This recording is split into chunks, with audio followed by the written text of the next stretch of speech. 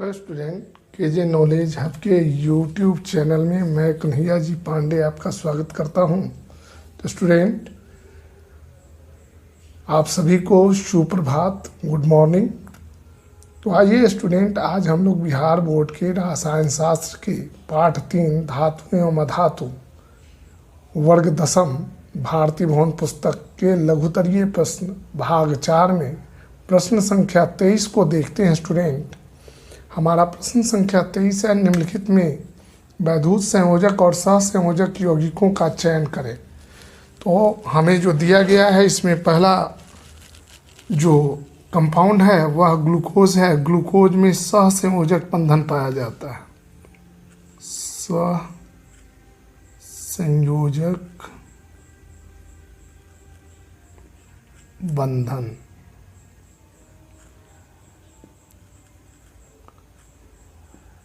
दूसरा है potassium chloride, इसमें वैद्युत संयोजक बंधन पाया जाता है, वैद्युत संयोजक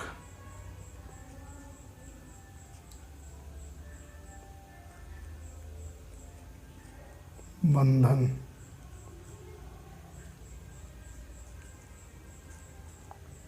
हमारा तीसरा ऑप्शन है एसिटिलीन। एसिटिलीन में सहसंयोजक बंधन पाया जाता है।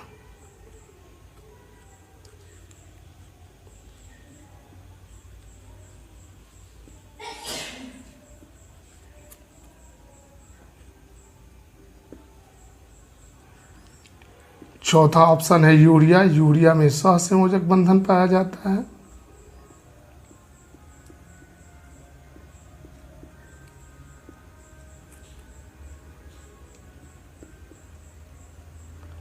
पांचवा है कॉपर सल्फेट, इसमें वैद्युत संयोजक बंधन पाया जाता है।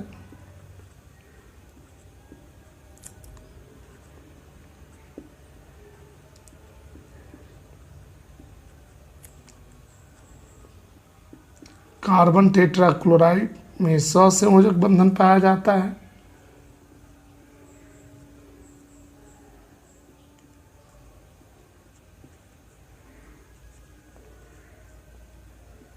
और अमोनियम क्लोराइड में भी वैद्युत संयोजक बंधन पाया जाता है।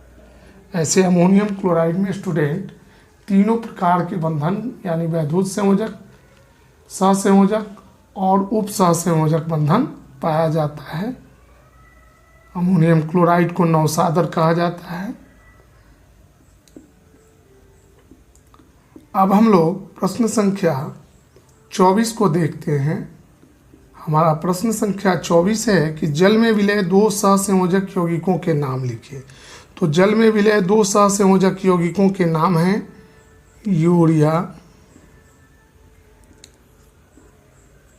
और चीनी।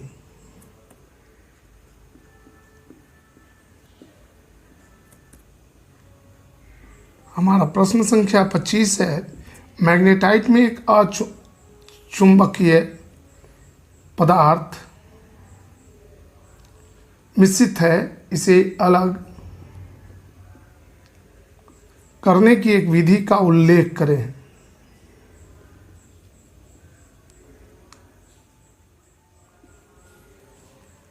तो स्टूडेंट, हम इसका उत्तर इस प्रकार लिखेंगे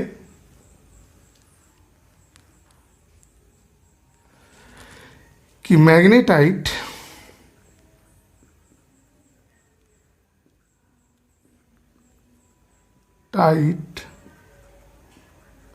में एक अचुंबकीय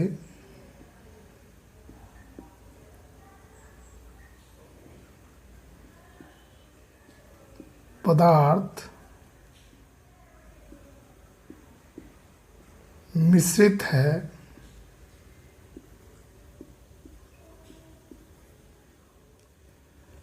इसे अलग करने के लिए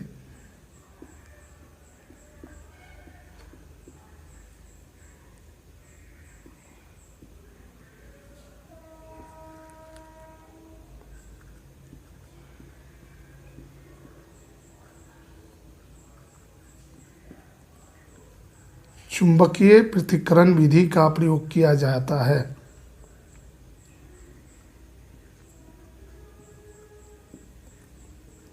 चुंबकीय पृथक्करण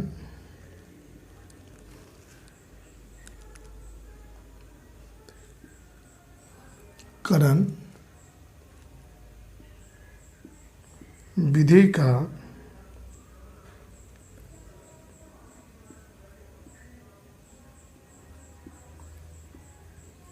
प्रयोग किया जाता है।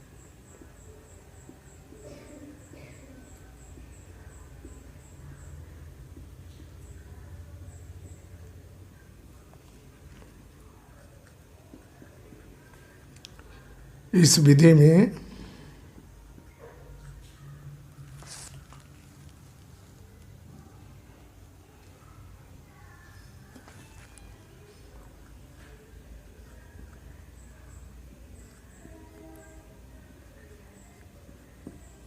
इस विधि में इस विधि में के द्वारा इस विधि के द्वारा वैसे अयस्कों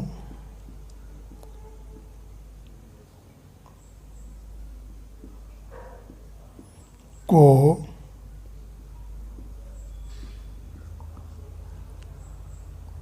अलग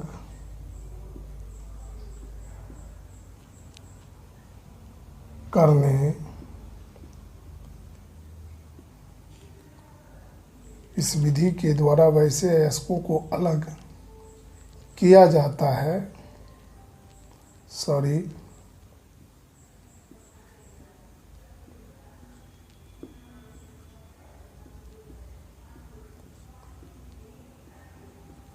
जिसमें अपद्रव्य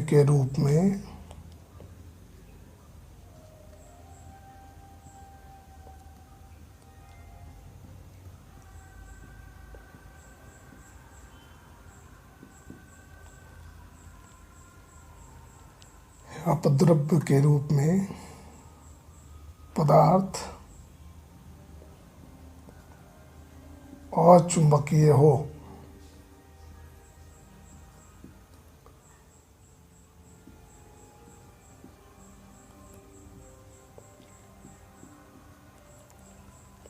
मैग्नेटाइट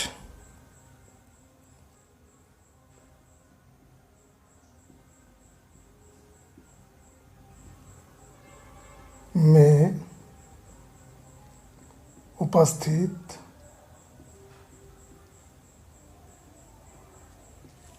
अपद्रव्य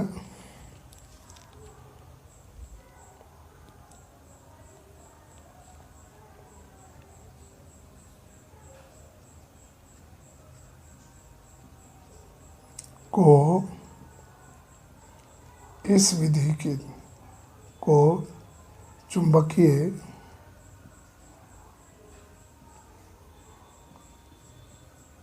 पृथक्करण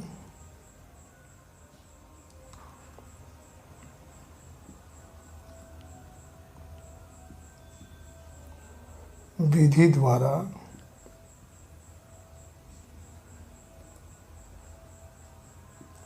अलग किया जाता है।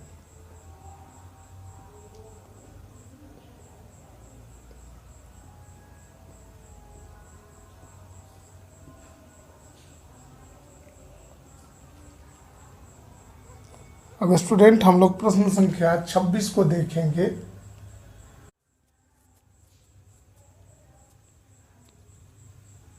भर्जन क्या है, उदाहरण देकर समझाएं।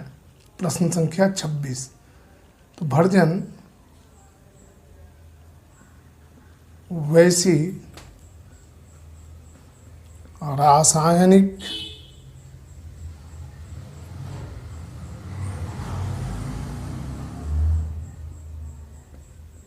प्रक्रिया है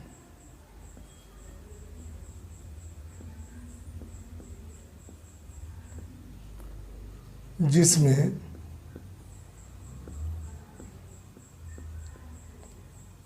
सांद्रित अयस्क को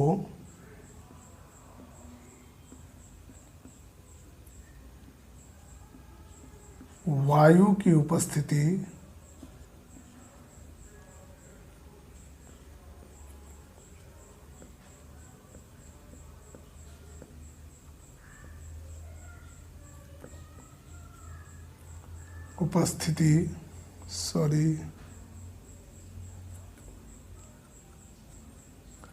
में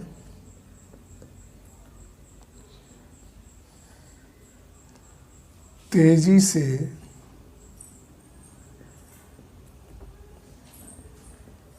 गर्म किया जाता है,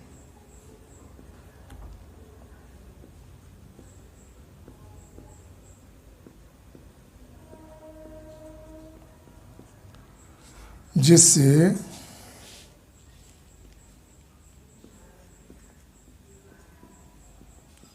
उसमें उपस्थित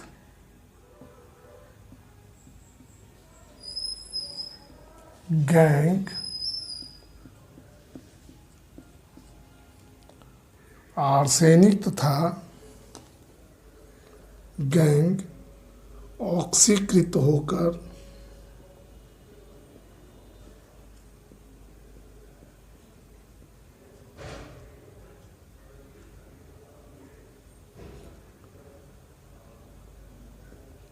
बाहर निकल जाते हैं।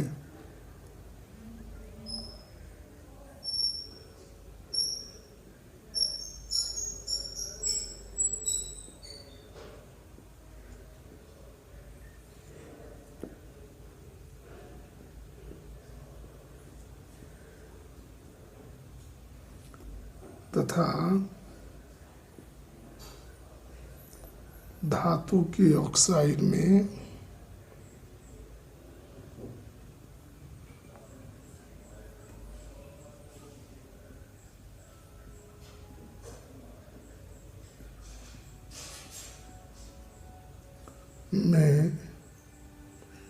अयस्क परिवर्तित हो जाता है।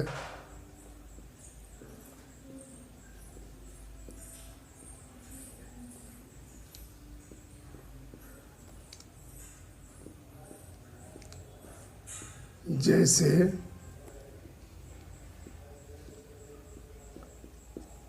(2ZnS + 3O2) बनाता है 2ZnO + 2SO2। अब हम लोग प्रश्न संख्या 27 को देखेंगे स्टूडेंट। हमारा प्रश्न संख्या 27 क्या है? प्रश्न संख्या 27 है कि प्रगलन में गालक की क्या भूमिका होती है। तो स्टूडेंट, प्रगलन में गालक को द्रावक भी कहा जाता है, महत्वपूर्ण भूमिका होती है। द्रावक या गालक वैसा पदार्थ है जिसे अयस्क एवं कोक के साथ मिलाकर गर्म करने पर अयस्क में उपस्थित अपद्रव्य या अशुद्धि जो है वो अलग हो जाते हैं। अब हमारा प्रश्न संख्या 28 है, सोडियम को किरासन तेल में क्यों डुबा कर रखा जाता है। स्टूडेंट, सोडियम एक सक्रिय धातु है, चाहे सोडियम एक सक्रिय तत्व है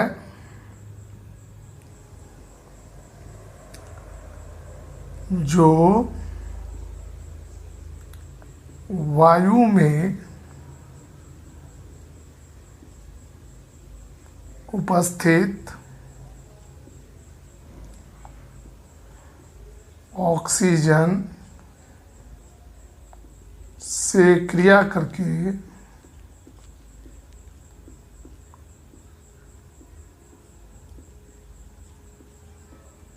सोडियम ऑक्साइड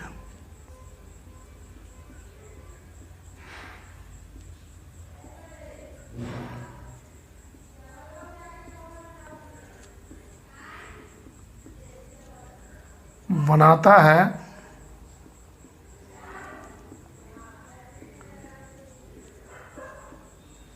यह जल के साथ अभिक्रिया करके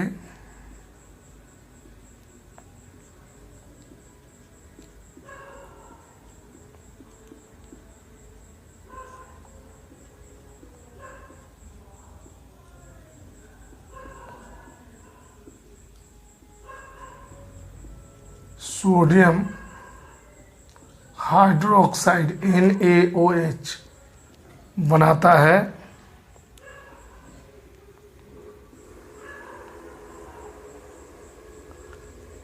तथा वायु में खुला छोड़ने पर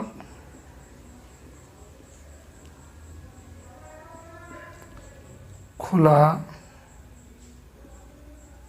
छोड़ देने पर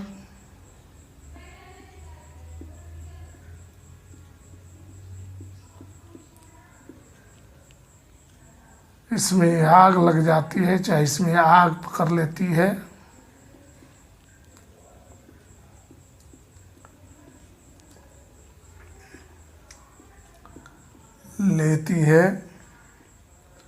यही कारण है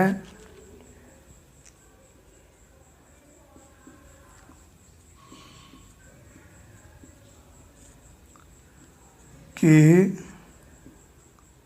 सोडियम को किरासन तेल में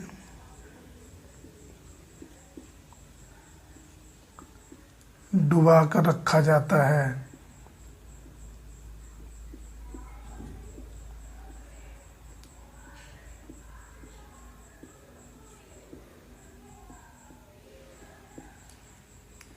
अब हम लोग प्रश्न संख्या 29 को देखेंगे स्टूडेंट। हमारा प्रश्न संख्या 29 क्या है? हमारा 29 नंबर सवाल है, धातुओं के संचारण से आप क्या समझते हैं? तो स्टूडेंट, धातुओं का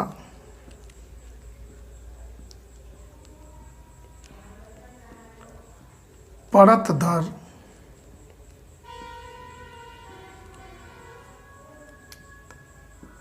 परत नष्ट होने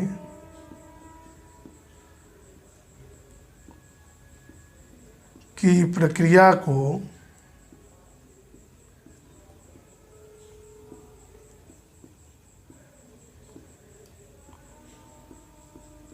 धातुओं का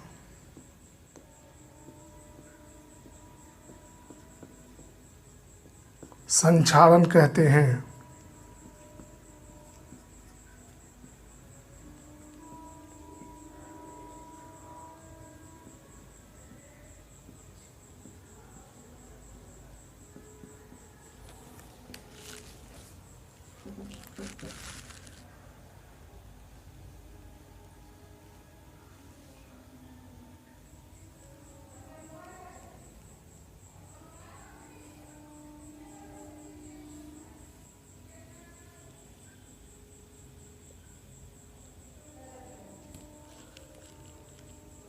प्रश्न संख्या 30, धातुओं के शोधन की एक विधि का वर्णन करें। तो स्टूडेंट, जैसा कि आप जानते हैं, धातुओं का शोधन कई विधियों के द्वारा होता है। उनमें से शोधन की एक मुख्य विधि है वैद्युत अपघटन विधि। इस विधि में इस विधि के द्वारा तांबा, जिंक, टीन, निकेल, चांदी, सोना जैसे धातुओं को शुद्ध किया जाता है। इस विधि में शुद्ध धातु को का एनोड तथा शुद्ध धातु का कैथोड के रूप में प्रयोग किया जाता है तथा धातु के लवण का उपयोग वैद्युत अपघट के रूप में किया जाता है।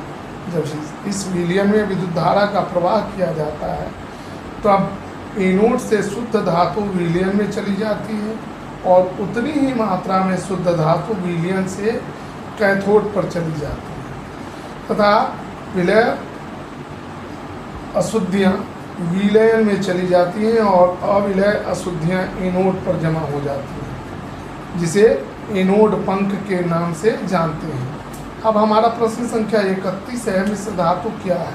किन्हीं दो मिश्र धातुओं के नाम और उपयोग लिखिए। तो दो या दो से अधिक तत्वों के दो या दो से अधिक तत्वों के समांग मिश्रण को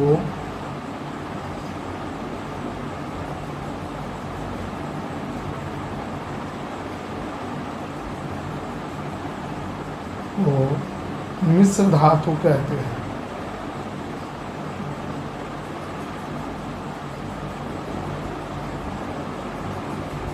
हैं।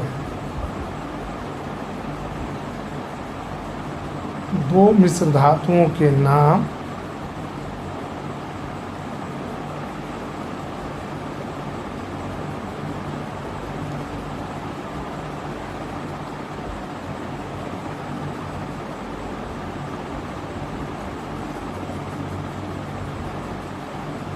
एवं उपयोग। एक नंबर है पीतल, मिश्र धातु का नाम, और इसका उपयोग होता है बर्तन बनाने में।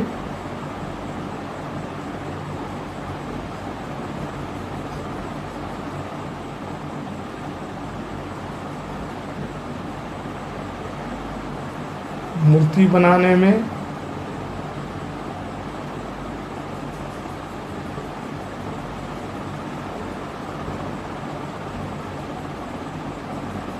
दूसरा है कांसा। कांसा को ब्रॉन्ज कहते हैं। इसका उपयोग भी मूर्ति बनाने में किया जाता है,